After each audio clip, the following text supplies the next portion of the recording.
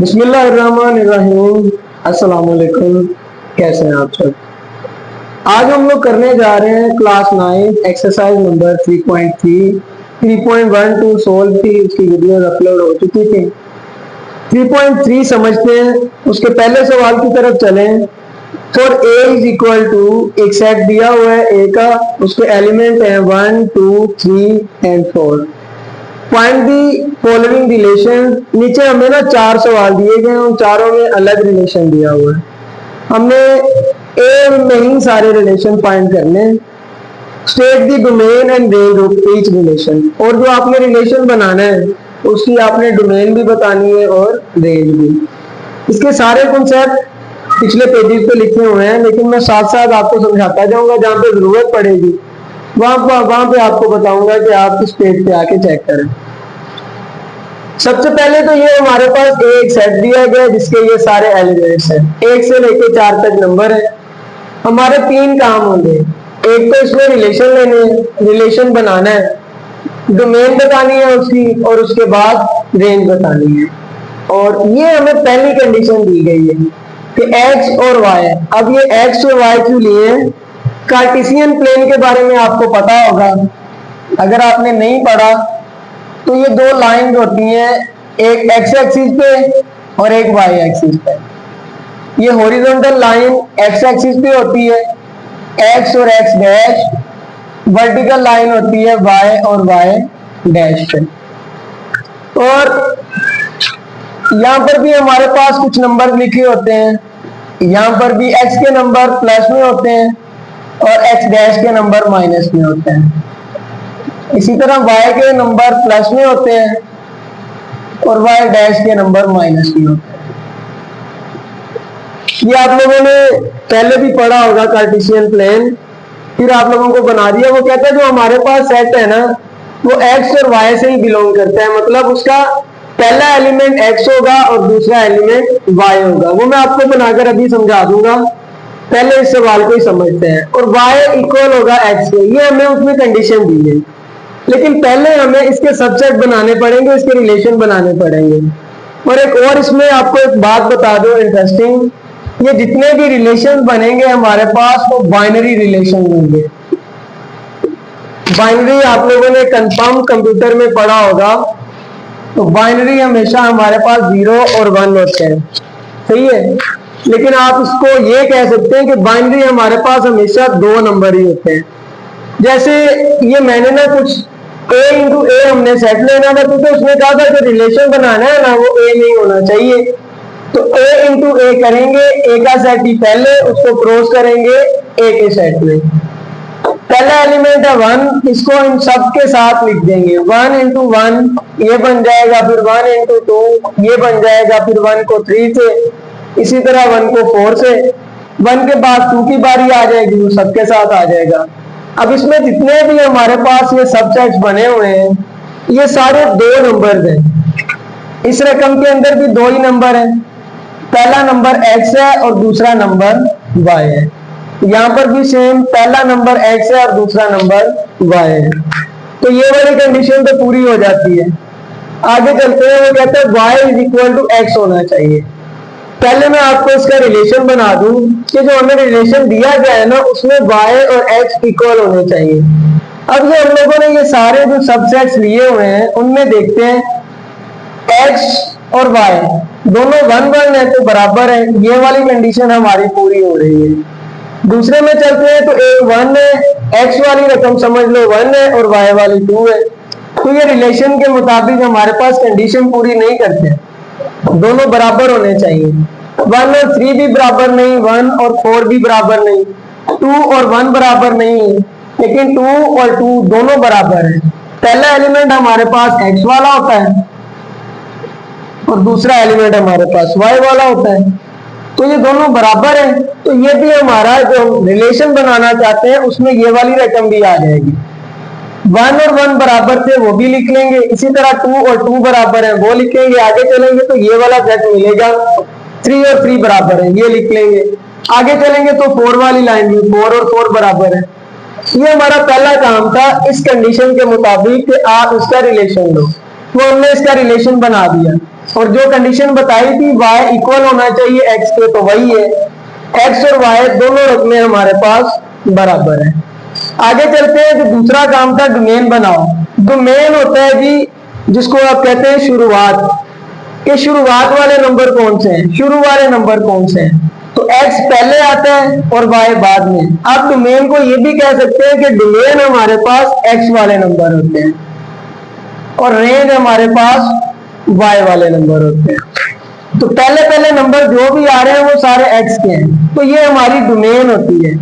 Domain लिख देंगे 1 आ रहा था पहले, इस वाले में 2 आ रहा था, और इस वाली रकम में 3, इस वाली रकम में 4, वो लिख देंगे। आगे लिखनी है रेंज, और रेंज हमेशा y वाले नंबर होते हैं। y वाले नंबर सारे जो एंड पे लिखे हुए हैं वही हम लोग लिख लेंगे, और ये दोनों सेम ही आएंगे, डोमेन भी और रेंज भी। ये जो पहला हमारे पास पार्ट था ना, पहली कंडीशन के मुताबिक उसमें यही कहा गया था। ये मैंने ये रिलेशन बनाए हुए हैं, तो नीचे सिर्फ आपको जो है वो इसके रिलेशन चेंज करूंगा और समझाता जाऊंगा। अगले पार्ट की तरफ चलते हैं। अच्छा जी, दूसरे पार्ट की तरफ चलते हैं। एक्स वाई रिलेशन दिया गया है y plus x is equal to 5। इसमें हमें बोला गया है कि y को अगर x में ऐड करो तो 5 आना चाहिए। ये जो हमने a क्रॉस a लिया हुआ है ना, इसमें से ऐसे एलिमेंट लेने हैं जिसमें y और x को प्लस करें तो 5 आए। ये पहला सेट देखें, 1 और 1 है, x का भी 1 और y का भी, उन दोनों को प्लस करें तो 2 आता है, कंडीशन पूरी नहीं होती। दूसरे को देखें तो 1 प्लस 2 3 आता है, कंडीशन में 5 आना चाहिए। तीसरे को देखें 1 प्लस 3 4 आता है, कंडीशन के मुताबिक 5 आना चाहिए। अब अगले नंबर को देखें तो 1 प्लस 4 5 आता है, तो ये कंडीशन को फुलफिल करता है, हम इसको इधर लिख लेंगे। इसी तरह आगे चलेंगे तो 2 प्लस 3 5 आता है, उसको लिख लेंगे। इससे मजीद आगे चले तो 3 प्लस 2 5 आता है, उसको भी लिख लेंगे। 4 प्लस 1 5 होता है, तो इसको भी लिख लेंगे। ये हमने बना लिया रिलेशन। दूसरा काम आसान होता है कि डोमेन जो x वाले नंबर है वो लिखे और रेंज जो y वाले नंबर है वो लिखे। डोमेन x वाले नंबर हमेशा पहले आते हैं, इस कंडीशन में भी दिए गए हैं, x पहले है और y बाद में। तो पहले वाले जो नंबर हैं वो हमारे पास डोमेन बन जाएगी, और एंड वाले जो नंबर हैं वो हमारे पास रेंज बन जाएगी। और ये बाइनरी रिलेशन है, बाइनरी रिलेशन हमेशा दो नंबरों के दरमियान ही होता है, इसलिए हमने जो सबसेट बनाए ना उसमें ना ही सिंगल नंबर लिए ना ही ट्रिपल नंबर लिए, ओनली हमने सिर्फ बाइनरी रिलेशन लिए। अगले पार्ट की तरफ चलते हैं अगले पार्ट की तरफ। थर्ड पार्ट में जो हमें कंडीशन दी गई है, यहाँ पर कंडीशन के मुताबिक x और y को अगर ऐड करेंगे तो वो लेस देन 5 होना चाहिए। तो ये हमारे पास सारे जो हैं वो a क्रॉस a के एलिमेंट्स हैं। अब इनमें देखते हैं जी 1 प्लस 1, ये भी हमारे पास कम ही होता है 5 से, लेकिन मैंने इसमें से अपनी मर्जी के कुछ 3 सेट ले लिए, 1 और 3 को ले लिया। 1 प्लस 3 4 होता है और वो लेस देन 5 ही होता है। 2 और 2 वाला सेट ले लिया तो 2 प्लस 2 भी 4 होता है और 5 से कम ही होता है। आगे 3 और 1 का सेट ले लिया, 3 प्लस 1 भी 4 होता है और 5 से तो कम ही है। कंडीशन के मुताबिक हमारा काम हो जाता है। इसी की डोमेन बतानी है x वाले नंबर और रेंज बता देनी है जी y वाले नंबर। इतना सा काम था। अब चलते हैं चौथे पार्ट की तरफ। अच्छा जी, ये चौथे पार्ट को देखें, इसमें कंडीशन के मुताबिक x plus y greater than 5 होना चाहिए। तो हमने इसी a क्रॉस a के जो एलिमेंट थे उनमें से कुछ सेट सिलेक्ट कर लिए, 2 4 3 3 4 2। ये दोनों x के ही एलिमेंट हैं और एक y का ही एलिमेंट है, पहला x का और दूसरा y का। ये हम लोग पहले 3 वाले पार्ट में भी यही टॉपिक समझा था और यही हल किया था। तो 2 प्लस 4 करें तो 6 होता है, कंडीशन के मुताबिक सही है क्योंकि ग्रेटर देन 5 होना चाहिए, तो 6 ग्रेटर देन 5 है। 3 प्लस 3 6 होता है, वो भी ग्रेटर देन 5 है। 4 प्लस 2 6 होता है, वो भी ग्रेटर देन 5 है। तो डोमेन x वाले नंबर पहले वाले नंबर, तो 2 3 4 ये डोमेन आ जाएगी। रेंज की तरफ चले तो एंड वाले नंबर हमारे पास रेंज होती है। यही सवाल था। क्वेश्चन नंबर 2 की तरफ चलते हैं।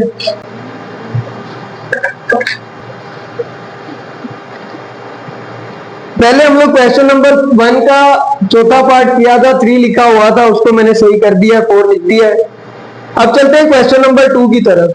क्वेश्चन नंबर 2 है which of the following diagrams represent function end of which type. ये 4 तरह की हमें डायग्राम दी गई है और हमने उनको देखना है और बताना है कि क्या ये फंक्शन है। अगर फंक्शन है तो कौन से फंक्शन से बिलोंग करता है, तो उसमें आपने बिल्कुल नहीं घबराना। अगर आप लोग थोड़ा सा पीछे आए, बल्कि एक पेज ही पीछे आए, तो ये सारे फंक्शन लिखे हुए हैं। ये सिर्फ एमसीक्यू के लिहाज से आपको क्वेश्चन आ सकता है, शॉर्ट इस तरह का फजूल तो कोई बनाएगा नहीं। क्वेश्चन नंबर 2, पहली डायग्राम देखें, फिगर 1, वो हमारे पास कोई भी फंक्शन नहीं है, क्योंकि हमने कोई ऐसा फंक्शन नहीं पढ़ा कि जिसमें ए के कोई एलिमेंट जो है वो बी के दो एलिमेंट्स के साथ मिल रहे हो। तो ये हमारे पास कोई फंक्शन नहीं है, और एक उसमें डायरेक्शन का भी फर्क आ रहा है। तो ये हमारे पास कोई सिस्टम कोई भी फंक्शन से बिलोंग ही नहीं करता। इसकी फिगर 2 देखें तो ए के तमाम एलिमेंट बी के तमाम एलिमेंट से मिले हुए हैं और एक ही डायरेक्शन है, तो ये हमारे पास होता है कि बाइजेक्टिव फंक्शन। आगे चले तो फिगर 3 है।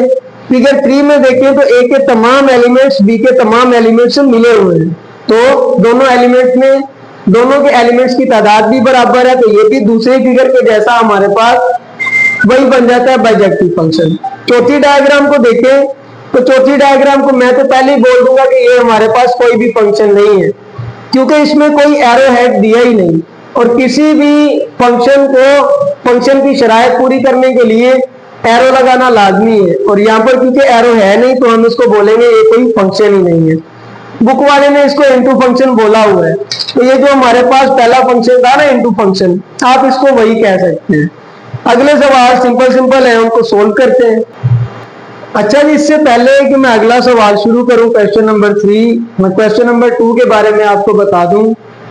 वैसे तो वो 4 के 4 फंक्शन समझने वाले हैं। अगर आप 3.3 से एक पेज पीछे जाएंगे तो वहां पर 4 फंक्शन लिखे हुए हैं, इनटू फंक्शन, फिर उसके बाद 1 to 1 फंक्शन, फिर इसी तरह से 1 to फंक्शन, फिर उसके बाद इसी तरह का एक चौथा फंक्शन है जिसको बाइजेक्टिव फंक्शन कहते हैं। तो ये चारों फंक्शन वहां पर लिखे हुए हैं। अगर मैं आपको समझाऊं तो उसमें ज्यादा टाइम भी लगेगा और शायद आपको कॉन्सेप्ट कुछ समझ ना आए और कुछ आपके ज़हन में कंफ्यूजन पैदा कर जाए। मैंने उनको नहीं समझाया क्योंकि इस पूरी एक्सरसाइज में जो इस तरह का सवाल है ना फंक्शन के लिहाज से, वो क्वेश्चन नंबर 2 ही था, जिसमें हमें ये बताना पड़ेगा कि कौन सा फंक्शन था और बिलोंग करता है या नहीं करता। तो मैंने उसको इतना डीपली नहीं समझाया। आप लोग अगर चाहें तो आप पीछे देख सकते हैं, वरना अगर आप लोग कमेंट करेंगे तो मैं फंक्शन पर जो है वो बाकायदा तौर पर वीडियो ही बना दूंगा जिसमें खाली फंक्शन के बारे में डिटेल दी जाएगी। फिर क्वेश्चन नंबर 3 देखें, if g into x is equal to 3x plus 2 and h into x is equal to x square plus 1। अब पहले वाला जो g into x है ना 3x plus 2, इसमें x की मैक्सिमम पावर 1 है। ऐसी इक्वेशन को हम लोग लीनियर इक्वेशन कहते हैं। और अगर h into x को देखें तो x की मैक्सिमम पावर 2 है। ऐसी इक्वेशन को हम लोग क्वाड्रेटिक इक्वेशन कहते हैं। एक हमें लीनियर इक्वेशन दी गई है और दूसरी क्वाड्रेटिक इक्वेशन। चलते हैं जी इसके पहले क्वेश्चन की तरफ। पहला पार्ट हमारे पास क्वेश्चन नंबर 3 का 1g into 0, तो जहां जहां पर भी x आ रहा है वहां पर हमने 0 पुट करना है। g into x 3x plus 2 ये इक्वेशन हमें दी गई थी, x की जगह पर 0 पुट कर दिया, x की जगह पर 0 पुट कर दिया। 3 जब 0 से मल्टीप्लाई होगा तो 0 हो जाएगा, 0 प्लस 2 ये हमारे पास 2 ही आता है। आसान सा था। दूसरे सवाल की तरफ चलते हैं। g into -3 is equal to, अब यानी कि x की जगह पर अगर -3 पुट किया जाए तो क्या आंसर आएगा।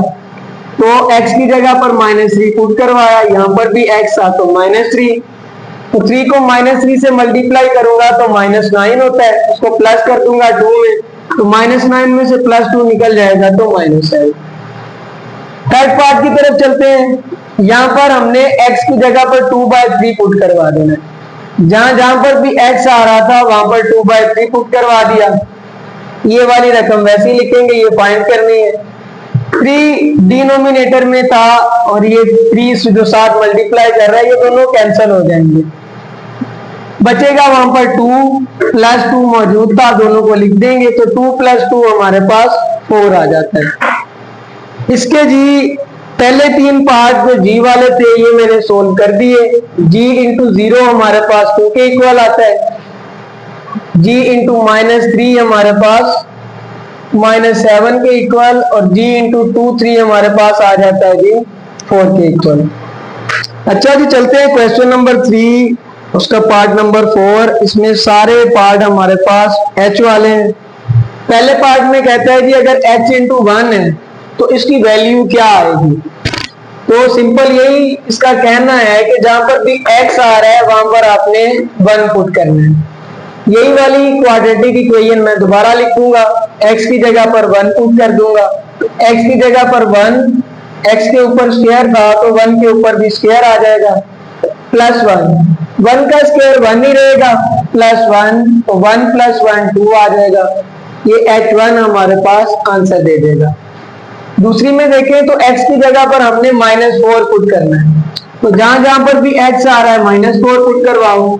x का स्क्वायर था तो -4 का स्क्वायर प्लस 1, माइनस का स्क्वायर प्लस होता है, 4 का स्क्वायर मतलब 4 4 का 16 आएगा, प्लस 1 इक्वल आ जाएगा, दोनों को ऐड करके 7 देंगे। उम्मीद है ये भी समझ गए होंगे। आगे चलते हैं h -1/2, मतलब जहां पर भी x है वहां पर -1/2 पुट करवाओ। x की जगह पर -1/2, उसके ऊपर स्क्वायर प्लस 1, माइनस का स्क्वायर प्लस होता है, 1 का स्क्वायर अलग ले लिया, 2 का स्क्वायर भी अलग ले लिया, 1 का स्क्वायर 1 आ गया और 2 का स्क्वायर 4, तो ये रकम बन जाएगी 1/4। अगर फ्रैक्शन हो और उसके बाद वाली या पहले वाली रकम भी प्लस या माइनस में हो तो ऐसी रकमों के साथ एलसीएम किया जाता है। तो एलसीएम करने का तरीका क्या है, तो पहली फ्रैक्शन के नीचे एक डिनोमिनेटर है ना, दूसरी रकम के नीचे कोई भी डिनोमिनेटर नहीं है, तो पहली रकम का डिनोमिनेटर ही एलसीएम लिखा जाएगा। या जैसे आप पहले करते हैं, जिस रकम के नीचे कुछ भी नहीं है वहां पर 1 लगा दो, तो 4 और 1 का एलसीएम 4 ही आएगा। एलसीएम उम्मीद है आप लोगों को लेना आता होगा। अब 4 को एलसीएम 4 पे डिवाइड करेंगे तो 1 आएगा, उस 1 को ऊपर वाले 1 से मल्टीप्लाई करवा दो, 1 1 का 1, प्लस है तो प्लस लगा दो। अब इस एलसीएम को 1 पे डिवाइड करवाओ, 1 के टेबल में 4 आएगा, 4 पर 1 4 का 4, तो उसी 4 को ऊपर वाले 1 से मल्टीप्लाई करवाएंगे तो 4 1 का 4 आ जाएगा। 1 + 4 करेंगे तो 5/4, और ये हमारा हो जाता है जी आंसर। चलते हैं अगले सवाल की तरफ।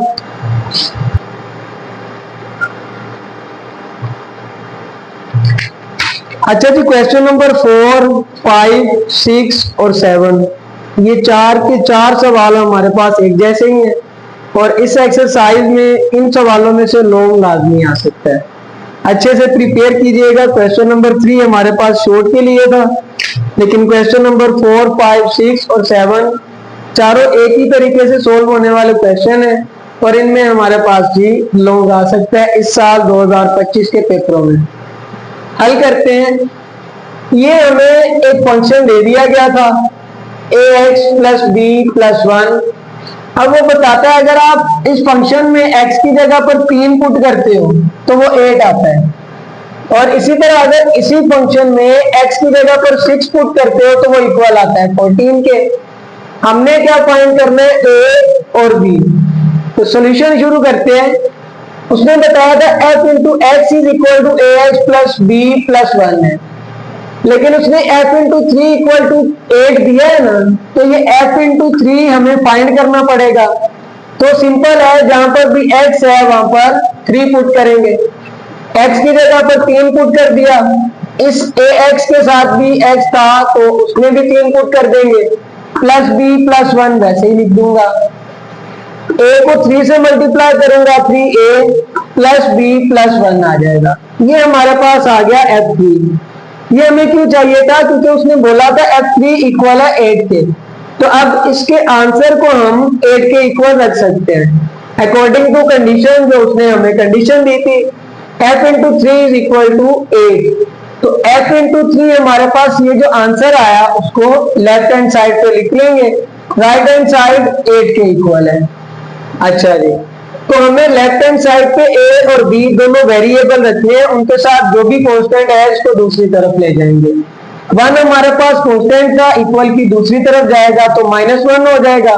8 में से 1 माइनस होगा तो 7 बचेगा। इसे हम इक्वेशन नंबर 1 कह देंगे, इसको इससे ज्यादा सोल्व नहीं करेंगे।